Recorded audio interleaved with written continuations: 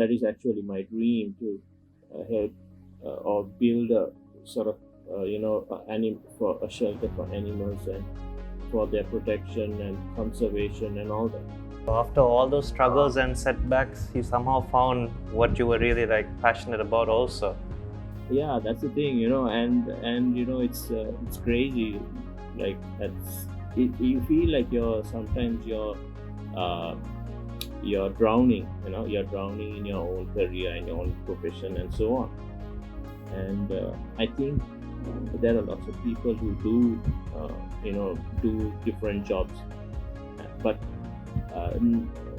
very few people who do jobs that they love to do.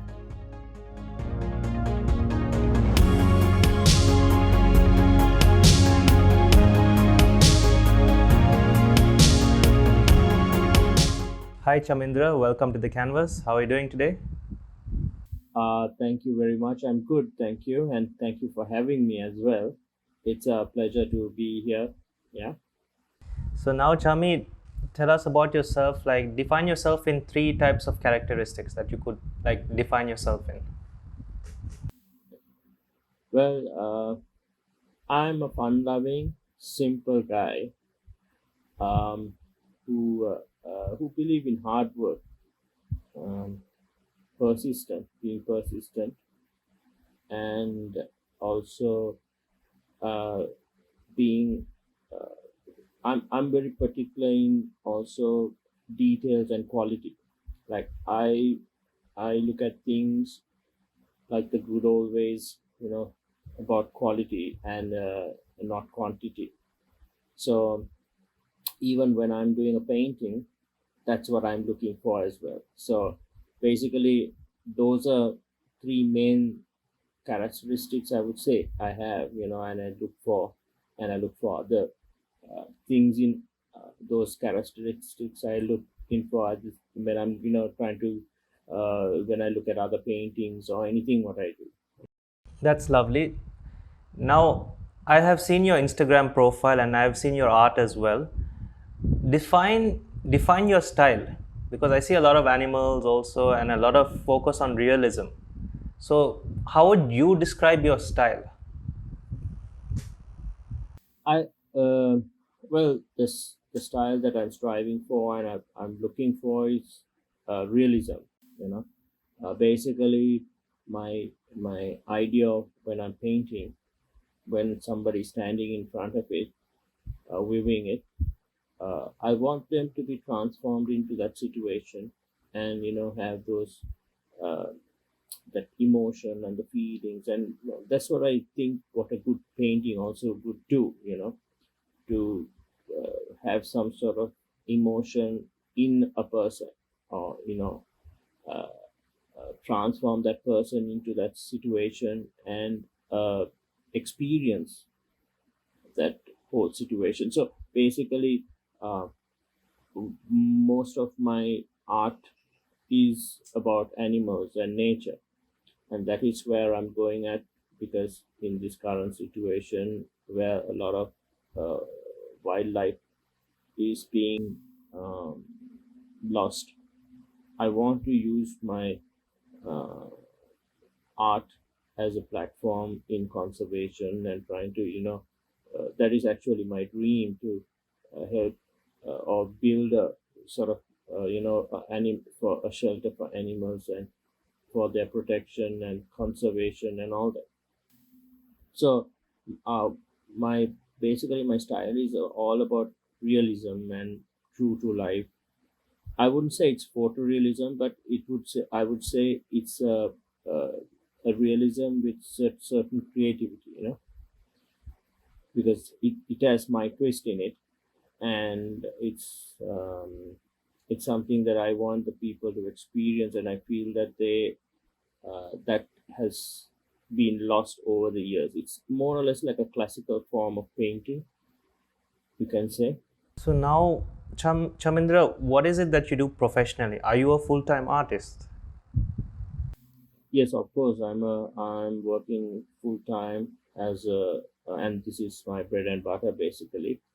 And I'm quite a, I can say I'm quite a new artist in the sense I started actually, I got into this situation or, started this career actually as a professional artist in 2017. And so I think I'm new to the whole art scene, and I am still feeling my way through and learning a lot and absorbing a lot. What have the pros and cons been so far, like from being a full-time artist? So now it's been a while. So what have been the pros and cons?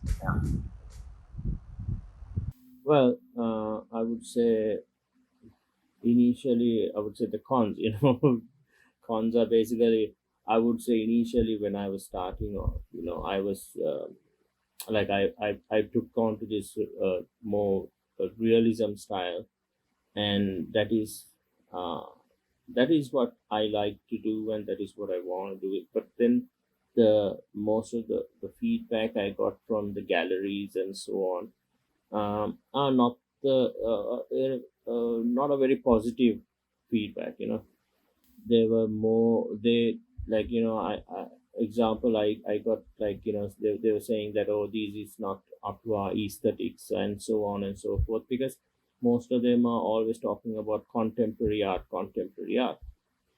But um, uh, but I mean, initially it was pretty dicey, so I was not very sure whether I was getting into this unknowing, and whether it was a good thing or a bad thing. But now, since I have found a sort of a groove and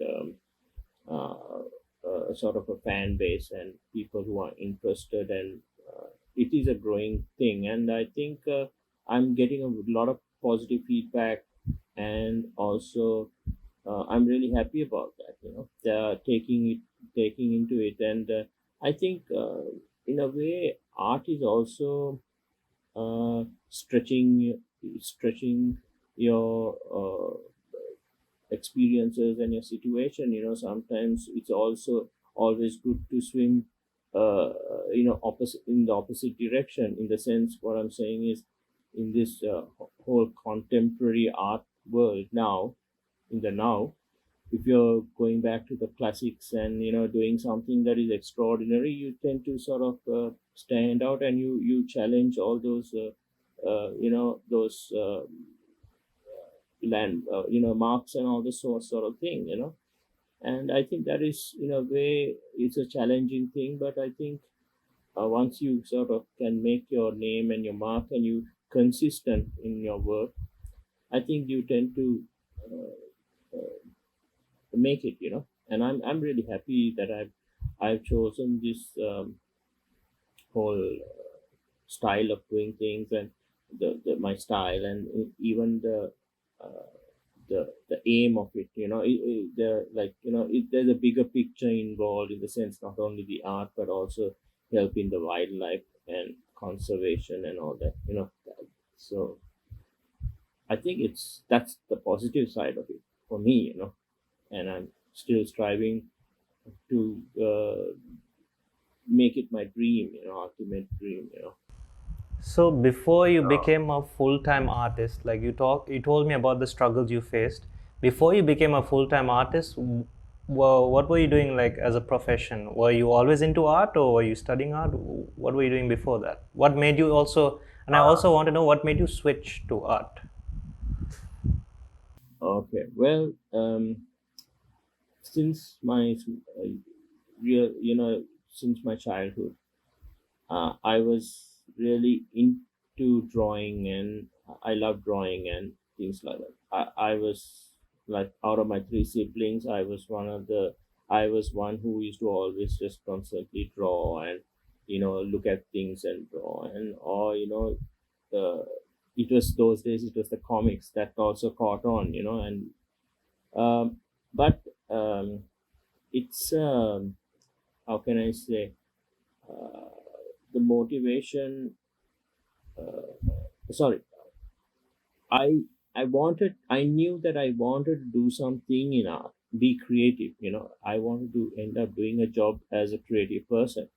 But then, they say an artist is I was told that artists is never survive, and I can remember this story. It's when I was small in the area that I lived in. There was open air artist, right? And he was a known guy. He used to do the billboards for the shops and all that. But he used to paint landscapes as well, sitting on the street side. And I used to watch him sometimes when I'm passing by. I see him, but he was not doing too well at all. And I looking at him, I was thinking, I don't think I'll be able to survive this way, because I just got it into my head that okay, though I like art and being creative and all that, but be doing that sort of job is not going to cut it for me. So anyway, then fast forward to the more modern world, and then the computers came, in the digital world, and I sort of wanted to be a computer graphic artist, and my dream was to one day like direct a animated movie and go in that line, because I was really into that whole creative thing, and drawing and all that was a little bit of it as well. So anyway, in trying to achieve those goals, I ultimately ended up being an online editor, and that was in the late 90s. I started as a producer on a in a TV station here, and then after that, I worked my way up to an online editor. And through that experience and my work, I even went overseas and I worked as an online editor for a long time. So when you look at it, I have a career maybe over 20 years of editing in my and then latterly I came uh, in the say mid 2000s, yeah, passing to, yeah, after the 2000, I came and I wanted to then set up my own company and so on, but things were not looking great economically here in Sri Lanka. So anyway, I was sort of so-called biting the bullet and working, trying to make it. And then I also tried my hand at freelancing. Um, Whereas overseas, it was quite good, work doing freelance when I worked, but here in Sri Lanka, it does not work good. Or if freelancing is not a good option for an editor, I would say. We have not yet gone into that whole freelancing aspects of things, and that culture is not there. So therefore, I had to look into some other avenues as well, because uh, I needed to I needed to make something of myself.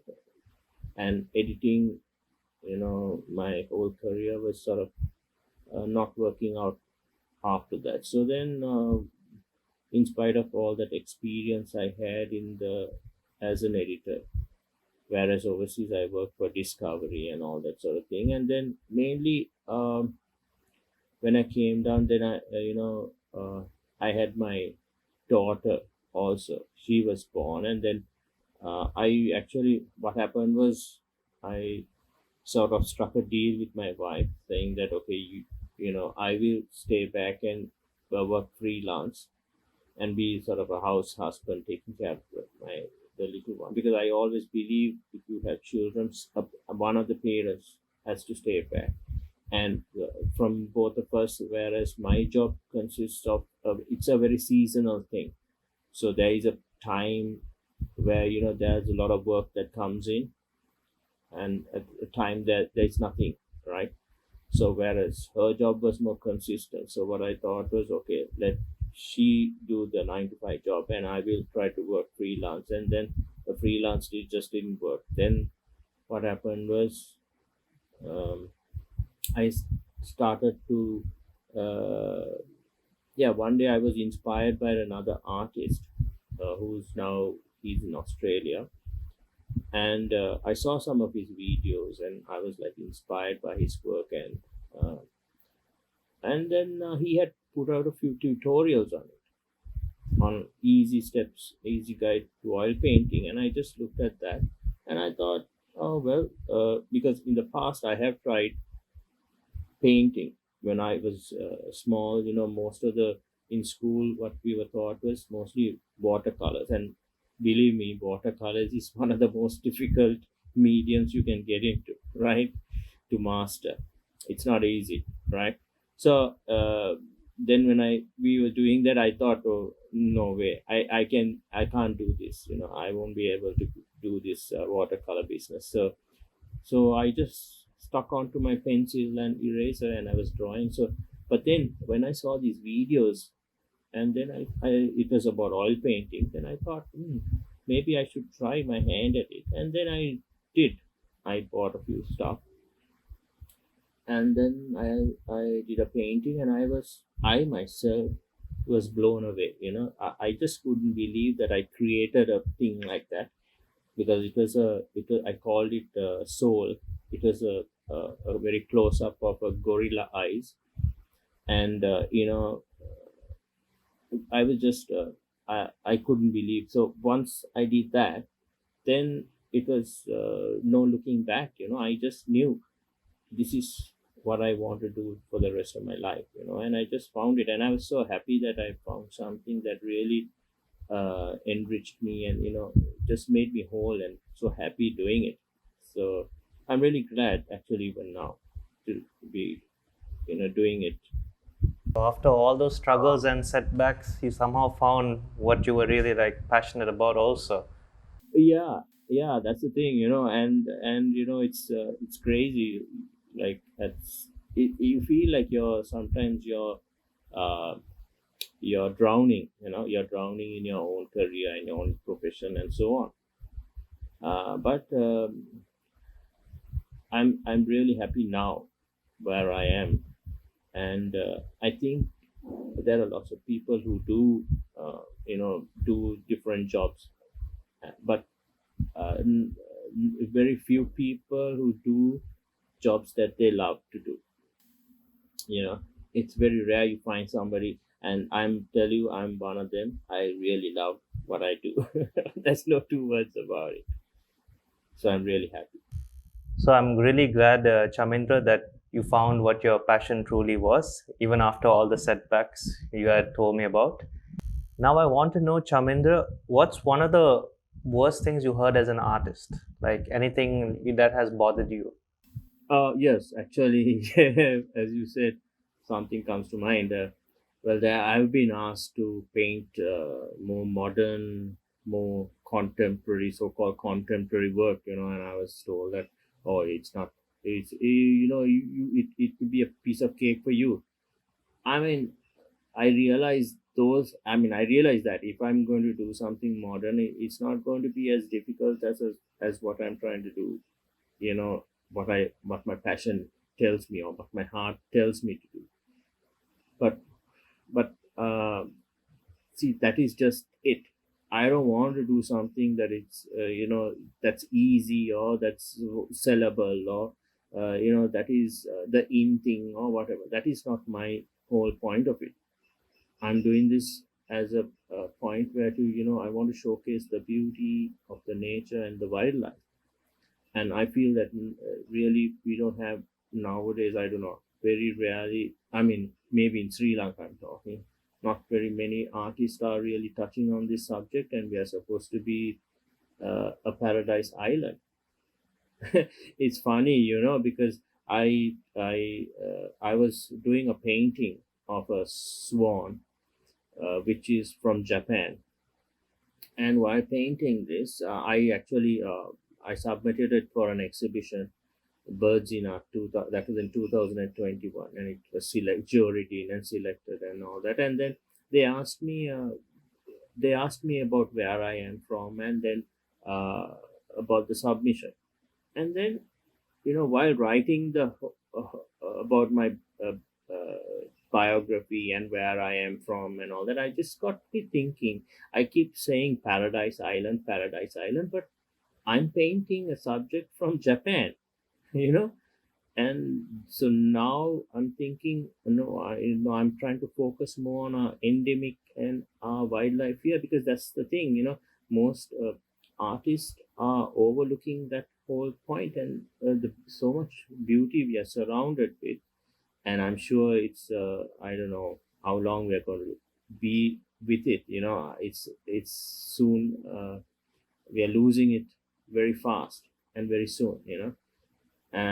Sooner than we like to. But what I'm saying is, so painting it and trying to give it that timeless, uh, a timeless appreciation for those things. I think that is my objective, and that's what I want to strive for. Time to come, we may not see the things that we, there has been there for so many years. Everything is changing so fast nowadays. So now I want to know, like, as you mentioned that you're very passionate about, like painting animals and, in a way, like conservation and all that. And you also told me that, like a lot of artists don't cover up on these topics as much as, maybe as before, because as you mentioned, this is a country that is well known for its nature and its landscape and its animals. So now I want to know what's next for you. Like, what's your next plan as an artist? I mean, there is, I have a dream, right? Making that dream come true is the next plan always. That I'm just getting one step closer to that, which means I want to, have a more sort of a comprehensive conservation projects happening in Sri Lanka and for our wildlife, and help our endangered species and so on and so forth. That's something that I'm striving for, and I want to achieve one day. So that is my next plan always, and everything what I'm doing is around that, and so far I have I'm taking part in so many exhibitions, and that is the way forward for me, I think, because firstly, to get your name out there, and not I'm just not talking on Sri Lanka, I'm talking globally. So yeah, so that is the main thing, because wildlife, when you go to see in Sri Lanka, I don't think has a very. The thing is, there aren't very many artists painting the wildlife and nature, so there isn't much of a demand as well. But I think there is a demand for it. Don't get me wrong, there is a demand for it. But the thing is, there aren't artists painting it, so people are just looking for other things. But so many people have come and asked me, wanting to buy my paintings and all that. But with the price tag that it has, it's not very easy so for everybody to purchase it. But sorry, in globally, worldwide, it's a it's a more popular means of or style of painting and medium. And sorry, a title, the wildlife and the nature and all that. You have these groups, specialized artists doing it, and this is where I want to network with them, and have maybe yeah, as you said, what is my next plan. I also want to get into teaching, pass on what I know to the next generation, and let them, to see more artists coming up as wildlife artists or nature artists. So I have a plan also in the pipeline to try and set up a sort of a teaching or a school or whatever, and to whatever experience because I feel that is what's lacking also. Most artists, maybe there are a few famous artists, but actually the experiences are not transformed and flown. It's not flowing down to the younger generation, and that experience is quite valuable. And I hope the best for you, Chamindra, and I hope you reach your goals. I really admire your initiative, like, in terms of animal conservation and also wanting to teach other people. Now we are coming to the end of this show, and I want you to give a few words of advice to those watching. I well advice, I'm not really one to advise, but whatever, what I feel strongly is, do what your heart tells you to do, what you love to do, because you will never go wrong, if you do what you love. And I always tell that even to my daughter. I think that's something that we need to all look into, and just do what you love to do, because then I always say, then only you will flourish and you will progress. Because these things, even my art, nobody has really taught me. All this is what I've gone and learned out, and I'm grasping for myself, and I'm going behind information and knowledge. So that all that happens, if you do something that you love, that is really true to your heart, then you'll initiate, and you'll push yourself to get what you need to do. So that's what I believe. I feel that everybody should do that. Definitely, Chamindra. It was a pleasure having you on this show, and I wish you the best of luck in your future endeavors. Thank you very much, Azhar.